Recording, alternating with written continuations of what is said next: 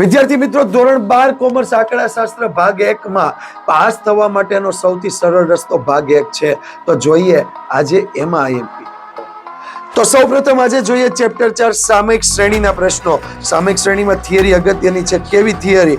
તો કે સામયિક શ્રેણીના જે ઘટકો છે ઘટકો, ત્યારબાદ આલેખની રીતની ગુણ અને મર્યાદા, ન્યૂનતમ વર્ગોની રીતની ગુણ અને મર્યાદા, સ્વાધ્યાય 4.2 પહેલા ઉદાહરણ નંબર 5, ત્યાર પછી સ્વાધ્યાય 4.2 માં દાખલા નંબર 1 અને દાખલા નંબર 4, ત્યાર પછી ચલિત સરેરાશની રીતની ગુણ અને મર્યાદા એ પહેલા ઉદાહરણ નંબર 9, સ્વાધ્યાય 4.3 માં દાખલા નંબર 4 અને ત્યારબાદ સ્વાધ્યાય 4 ના સેક્શન ઈ માં બીજો પ્રશ્ન, 5મો પ્રશ્ન, સેક્શન F માં પ્રશ્ન 4થો.